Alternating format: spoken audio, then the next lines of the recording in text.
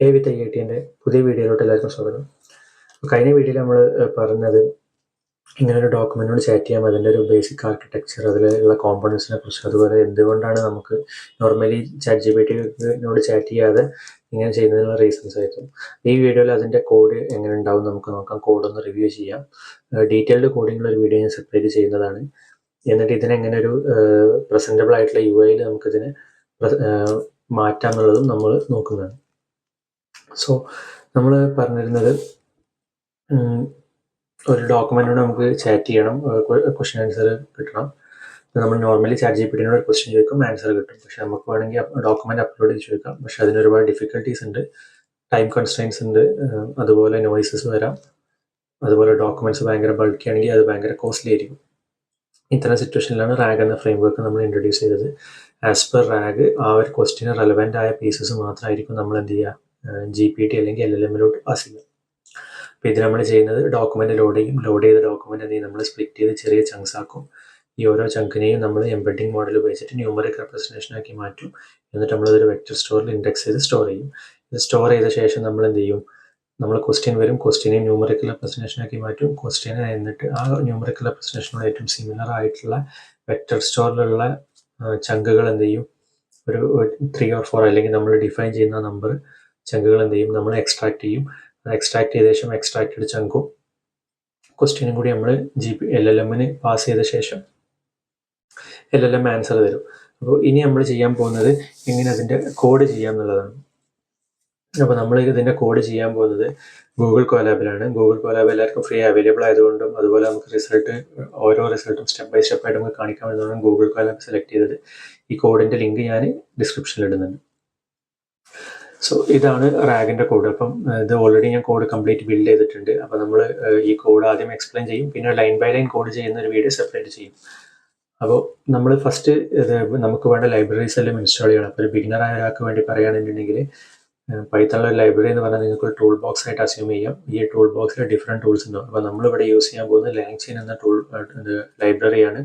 ഈ LangChain എന്ന ലൈബ്രറിയിൽ ഒരുപാട് ടൂളുകൾ ഉണ്ട്. അതായത് ഒരു LLM യൂസ് ചെയ്യാൻ OpenAI GPT യൂസ് ചെയ്യുകയാണെങ്കിൽ LangChain OpenAI, അതുപോലെ ഹഗ്ഗിങ് ഫേസ് ആണ് നമ്മൾ ഓരോ സ്പ്ലിറ്റ് ചെയ്ത ചങ്കുകളെ എംബഡിങ് ആക്കാൻ ഉപയോഗിക്കുന്നത്. ഹഗ്ഗിങ് ഫേസിൻ്റെ സെൻറ്റൻസ് ട്രാൻസ്ഫോമേഴ്സ് ആണ് ഹഗ്ഗിങ് ഫേസ് എന്ന് പറഞ്ഞാൽ. ഒരു ഓപ്പൺ സോഴ്സ് കമ്മ്യൂണിറ്റിയിൽ വഴി നമുക്ക് എംബഡിങ്സ് എല്ലാം തരുന്ന ഒരു പ്ലാറ്റ്ഫോമാണ്. ക്രോമയാണ് നമ്മൾ ഉപയോഗിക്കുന്ന വെക്റ്റർ സ്റ്റോർ. ഇതിലാണ് നമ്മൾ ന്യൂമറിക്കൽ റെപ്രസെൻറ്റേഷൻ ആക്കി മാറ്റിയ ചങ്ക്സിനെ നമ്മൾ സേവ് ചെയ്യുന്നത്. പിന്നെ വേണ്ടിയിട്ടുള്ള ചെറിയ മിസ്ലേനിയസ് ആയിട്ടുള്ള കാര്യങ്ങളാണ് LangChain കമ്മ്യൂണിറ്റിയും കോറും. പിന്നെ PDF, ഇതാണ് നമ്മൾ PDF ലോഡ് ചെയ്യാൻ ഉപയോഗിക്കുന്നത്. നമ്മൾ ഫസ്റ്റ് ലോഡ് ചെയ്യും, ലോഡ് ചെയ്തതിനെ സ്പ്ലിറ്റ് ചെയ്യും, സ്പ്ലിറ്റ് ചെയ്തതിനെ എംബഡ് ചെയ്യും, അതായത് ന്യൂമറിക്കൽ റെപ്രസെൻറ്റേഷൻ ആക്കി മാറ്റും. അതിനുശേഷം എന്ത് ചെയ്യും, ഇതിനെ നമ്മൾ സ്റ്റോർ ചെയ്യും. സോ ഇവിടെ നിങ്ങൾക്ക് കാണാം, നമ്മൾ ഫസ്റ്റ് PDF ലോഡർ ഉപയോഗിച്ചിട്ട് നമ്മൾ ഡോക്യുമെൻറ്റ് ലോഡ് ചെയ്തിട്ടുണ്ട്. ഞാനിവിടെ യൂസ് ചെയ്യുന്ന ഡോക്യുമെൻ്റ് എന്ന് പറയുന്നത് റിലയൻസിൻ്റെ ഈ കഴിഞ്ഞ ഇയറിലെ ഫൈനാൻഷ്യൽ ഒരു ആനുവൽ റിപ്പോർട്ടാണ്. അപ്പോൾ ഇത് ഏകദേശം ഒരു 181 പേജസ് ഉണ്ട്. അപ്പം ഒരു വലിയ ഡോക്യുമെൻ്റ് ആണ്. അപ്പോൾ ഇതിനോട് നമുക്കൊരു ക്വസ്റ്റ്യൻസ് ചോദിക്കാം. ഈ പേജസ് 1 by 1 ആയിട്ട് നമ്മളിവിടെ ഓരോ പേജ് എന്ന ലിസ്റ്റിലോട്ട് ലോഡ് ചെയ്ത് വെക്കും. നിങ്ങൾക്ക് കാണാം 181 പേജസ് ഉണ്ട്. അപ്പോൾ ഓരോ പേജിൻ്റെയും കണ്ടൻസ് എന്ത് ചെയ്യും, ഇത് സ്ക്രൈപ്പ് ചെയ്തുകൊണ്ട് എടുത്തിട്ടുണ്ടാവും. അപ്പോൾ നിങ്ങൾക്ക് കാണാം 100th പേജിലെ കണ്ടന്റ്, അതായത് 99 എന്ന് പറഞ്ഞാൽ പൈത്തണിൽ ഇൻഡെക്സ് സ്റ്റാർട്ട് ചെയ്യുന്നത് 0 എന്നാണ്. 0 എന്ന് സ്റ്റാർട്ട് ചെയ്യുന്ന കാരണം 100th എന്ന് പറയുന്നത് 99th ആയിരിക്കും. അപ്പോൾ നമ്മൾ നേരത്തെ പറഞ്ഞ പോലെ ലോഡ് ചെയ്ത് കഴിഞ്ഞാൽ നമ്മൾ ഇതിനെ സ്പ്ലിറ്റ് ചെയ്യും. അപ്പം സ്പ്ലിറ്റ് ചെയ്യാൻ നമ്മളിവിടെ യൂസ് ചെയ്യുന്ന LangChain ടെക്സ്റ്റ് സ്പ്ലിറ്റേഴ്സിലുള്ള റിക്കേഴ്സീവ് ക്യാരക്ടർ ടെക്സ്റ്റ് സ്പ്ലിറ്ററാണ്. അപ്പോൾ ഇത് ഒരു ക്യാരക്ടർ ബേസ്ഡ് സ്പ്ലിറ്റാണ്. അതായത് ഒരു ക്യാരക്ടർ എന്ന് പറഞ്ഞാൽ ഇപ്പോൾ T ഒരു ക്യാരക്ടറാണ്, E ഒരു ക്യാരക്ടറാണ്. അപ്പം ക്യാരക്ടർ ലെങ്ത് 4 എന്ന് പറഞ്ഞാൽ ഇപ്പോൾ ടെക്സ്റ്റിൻ്റെ ലെങ്ത് 4 ആണ്. അപ്പോൾ ഇത് ടെക്സ്റ്റ് സ്പ്ലിറ്റിങ് കുറച്ചുകൂടെ മനസ്സിലാവാൻ വേണ്ടിയിട്ട് ഇവിടെ നോക്കിയാൽ നിങ്ങൾക്ക് മനസ്സിലാവും. നമ്മളിവിടെ യൂസ് ചെയ്യുന്നത് റിക്കേഴ്സീവ് ക്യാരക്ടർ ടെക്സ്റ്റ് സ്പ്ലിറ്ററാണ്. റിക്കേഴ്സീവ് ക്യാരക്ടർ ടെക്സ്റ്റ് സ്പ്ലിറ്ററിൻ്റെ പ്രത്യേകത എന്താണെന്ന് വെച്ചാൽ ഇത് വേർഡ് ബൗണ്ടറീസ് അല്ലെങ്കിൽ പാരഗ്രാഫ് ബൗണ്ടറീസ് നോക്കിയിട്ട് അവിടെയാണ് സ്പ്ലിറ്റ് ചെയ്യുക. അപ്പം ചങ്ക് സൈസ് 300 ആണ്. അപ്പം ഓരോ പാരഗ്രാഫ് എത്തുമ്പോൾ എന്ത് ചെയ്യും, ഇത് സ്പ്ലിറ്റ് ചെയ്യും. ഇനി ഒരു പാരഗ്രാഫ് 300 ക്യാരക്ടറിൽ കൂടുതലാണെന്ന് വിചാരിക്കും. അപ്പോൾ ഇവിടെയുള്ള ഈ സെക്കൻഡ് പാരഗ്രാഫ് അങ്ങനെയാണെങ്കിൽ എപ്പോഴാണോ 300 ക്യാരക്ടേഴ്സ് എത്തുന്നത് അതിൻ്റെ അവിടെയുള്ള ആ ലാസ്റ്റ് സ്പേസിൽ എന്ത് ചെയ്യും, ഇത് സ്പ്ലിറ്റ് ചെയ്യും. സ്പേസ് അല്ലെങ്കിൽ ആദ്യം ഇതിൻ്റെ പ്രയോറിറ്റി ഓർഡർ കാരണം പാരഗ്രാഫ് തീരുന്നിടത്ത് പിന്നെ ന്യൂ ലൈൻ പിന്നെ സ്പേസ് അങ്ങനെയാണ്. എന്നിട്ട് അടുത്ത പീസിന് അടുത്ത ചങ്കാക്കും. അപ്പം നിങ്ങൾക്ക് കാണാം അതിൽ ഓരോ കളറും ഓരോ ചങ്കാണ്.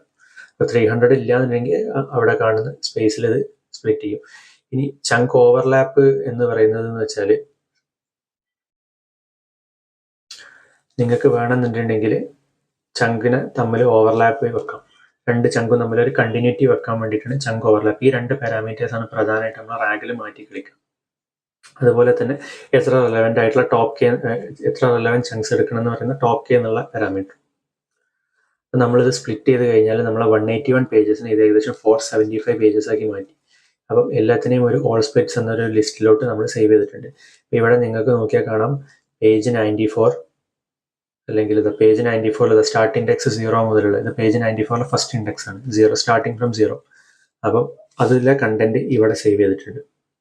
അതിനുശേഷം നെക്സ്റ്റ് ചങ്കിലാണ് എന്തുള്ളത്, അടുത്ത ബാക്കി കണ്ടന്റ്, അതും പേജ് 94 ആണ്. 94 വീണ്ടും ഒരു ചങ്കും കൂടെ ഉണ്ട്, പിന്നെ പേജ് 95 ആണ്. ഇത്രയും അപ്പം അങ്ങനെ ഒരു പേജിന് ചിലപ്പോൾ 3 ചങ്കായിട്ടും ചിലപ്പോൾ 2 ചങ്കായിട്ടും ചിലപ്പോൾ ഒരു പേജ് കംപ്ലീറ്റ് ആയിട്ട് ഒരു സിംഗിൾ ചങ്കിലും വരുന്നുണ്ടാവും. അത് പേജിൽ എത്രത്തോളം വേർഡ്സ് ഉണ്ട്, എത്ര ക്യാരക്ടേഴ്സ് ഉണ്ടെന്നുള്ളതിന് ഡിപ്പെൻഡ് ചെയ്തിരിക്കും. ഇങ്ങനെ സ്പ്ലിറ്റ് ചെയ്തതിനെ ഇനി നമുക്ക് എംബഡ് ചെയ്യണം.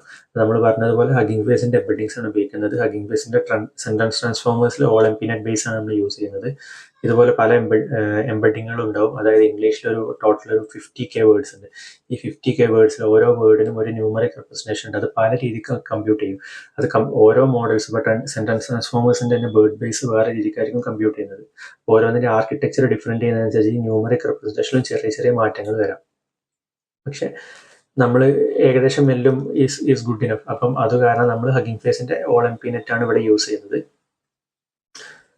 അപ്പം അത് ഉപയോഗിച്ചിട്ട് അതാണ് നമ്മൾ പറയും വെക്ടർ ക്രോമ വെക്ടർ സ്റ്റോറിനോട് നമ്മൾ പറയുകയാണ് ഈ എംബഡിങ് യൂസ് ചെയ്യണം ഈ വെക്ടർ സ്റ്റോറിൽ സ്റ്റോർ ചെയ്യുമ്പോൾ. എന്നിട്ട് എന്ത് ചെയ്യണം, നമ്മൾ എല്ലാ സ്പ്ലിറ്റുകളെയും നമ്മൾ ഡോക്യുമെന്റ്സ് ആയിട്ട് ആഡ് ചെയ്യും. അപ്പോൾ ഈ വെക്ടർ സ്റ്റോർ എന്ത് ചെയ്യും, ഈ സ്പ്ലിറ്റുകളെല്ലാം എടുത്തിട്ട് എംബഡിങ്സ് ആക്കി മാറ്റിയിട്ട് എന്ത് ചെയ്യും, അത് വെക്ടർ സ്റ്റോറിൽ സ്റ്റോർ ചെയ്യും. ഇനി നമുക്ക് അടുത്ത സെക്ഷൻ എന്ന് പറയുന്നത് ക്വയറി വരികയാണ്. അതായത് ഇപ്പോൾ നമ്മൾ ചോദിക്കണം what can we infer from the balance sheet as on 31 March 2024. Balance sheet നോക്കി എന്ത് മനസ്സിലാവും നമ്മൾ ചോദിക്കുകയാണെങ്കിൽ, അങ്ങനെ ഒരു ക്വസ്റ്റ്യൻ ചോദിക്കുമ്പോൾ ആ ക്വസ്റ്റ്യന് ഏറ്റവും റെലവെന്റ് ആയിട്ടുള്ള ചങ്കുകൾ എന്ത് ചെയ്യും, നമ്മൾ റിട്രീവ് ചെയ്യും. ഇത് റിട്രീവ് ചെയ്ത ശേഷം നമ്മളൊരു പ്രോംപ്റ്റ് ടെംപ്ലേറ്റിലോട്ട് ആഡ് ചെയ്യും. ഈ പ്രോംപ്റ്റ് ടെംപ്ലേറ്റ് എന്ന് പറഞ്ഞാൽ നമ്മളൊരു ക്വസ്റ്റ്യനും കോണ്ടെക്സ്റ്റും ഈസി ആയിട്ട് ആഡ് ചെയ്യാനുള്ള ഒരു ഫ്രെയിം വർക്ക് എന്നേ ഉള്ളൂ. ഇതിലപ്പോൾ നമ്മൾ പറയും you are N excellent assistant, ഇതാണ് ക്വസ്റ്റ്യൻ, ഇതാണ് അതിന് റെലവെന്റ് ആയ context, give me the answer എന്ന് പറഞ്ഞ് ഉണ്ടാക്കുന്ന ഒരു സ്ട്രക്ചർ മാത്രമാണ് പ്രോംപ്റ്റ് ടെംപ്ലേറ്റ്. അപ്പം നമ്മൾ ആദ്യം എന്ത് ചെയ്യും, നമ്മളെ ക്വയറി കിട്ടി. ഇനി ക്വയറിക്ക് ഏറ്റവും റെലവെന്റ് ആയിട്ടുള്ള ചങ്കുകൾ നമുക്ക് റിട്രീവ് ചെയ്യാം, അല്ലെങ്കിൽ ആ ഒരു ഡോക്യുമെന്റുകളിന്റെ പീസുകൾ നമുക്ക് റിട്രീവ് ചെയ്യാം. അപ്പം നമ്മൾ എന്ത് ചെയ്യും, വെക്ടർ സ്റ്റോറിനോട് സിമിലാരിറ്റി സെർച്ച് ചെയ്യും ഫോർ ദ ക്വയറി. അപ്പോൾ ഈ ക്വയറി കൊടുത്തിട്ട് നമ്മൾ സിമിലാരിറ്റി സെർച്ച് ചെയ്യും. അപ്പോൾ സിമിലാരിറ്റി സെർച്ച് ചെയ്യുമ്പോൾ നമ്മൾ പറയുകയാണ് k=3. k=3 എന്ന് പറഞ്ഞാൽ ടോപ്പ് ആയിട്ടുള്ള ഇതിനോട് ഏറ്റവും സിമിലർ ആയിട്ടുള്ള 3 ചങ്കുകൾ തരാനാണ് നമ്മൾ പറയുന്നത്. അങ്ങനെ ഡോക്യുമെന്റ്സ് റിട്രീവ് ചെയ്യും. അതാണ് റിട്രീവ്ഡ് ഡോക്സിന്റെ ലെങ്ത് നിങ്ങൾക്ക് കാണാം 3 ആണ്. അപ്പോൾ റിട്രീവ്ഡ് ഡോക്സിൽ പേജ് 88 ഡോക്കാണ് ഉള്ളത്. സ്റ്റാർട്ട് ഇൻഡെക്സ് 0 മുതലാണ് ബാലൻസ് ഷീറ്റിനെ കുറിച്ച് സംസാരിക്കുന്നത്. അതാണ് first chunk.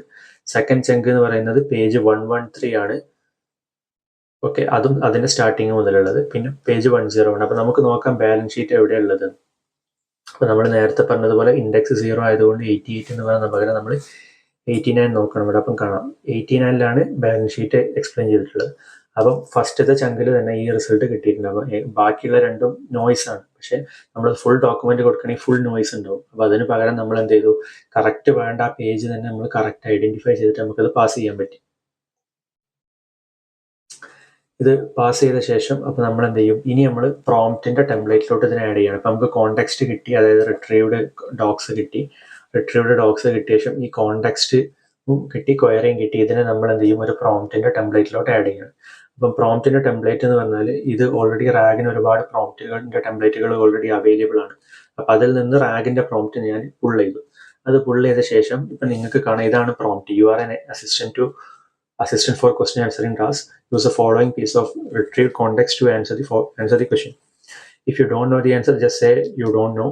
Use 3 sentences maximum to and keep the answer concise. അതായത് ആൻസർ ചുരുക്കിയിട്ട് പറയാനൊക്കെ പറഞ്ഞാൽ നമ്മൾ ഒരു LLMന് നേരത്തെ ഒരു കുറച്ച് ഡിറക്ഷൻസ് കൊടുക്കണം. എന്നിട്ട് നമ്മൾ പറയുകയാണ് ക്വസ്റ്റ്യൻ എവിടെയാണ് വരിക, കോണ്ടെക്സ്റ്റ് എവിടെയാണ് വരിക, ഗിവ് മീ ദി ആൻസർ. അപ്പോൾ ഇനി ഇവിടെ ഈ ക്വസ്റ്റ്യൻ്റെ സ്ഥാനത്ത് ക്വയറി റീപ്ലേസ് ചെയ്യപ്പെടും. കോണ്ടെക്സ്റ്റിൻ്റെ സ്ഥാനത്ത് നമ്മൾ റിട്രീവ്ഡ് ഡോക്യുമെൻറ്റ്സ് ഒരു പാരഗ്രാഫ് ആയിട്ട് എന്ത് ചെയ്യും, നമ്മൾ റീപ്ലേസ് ചെയ്യാം.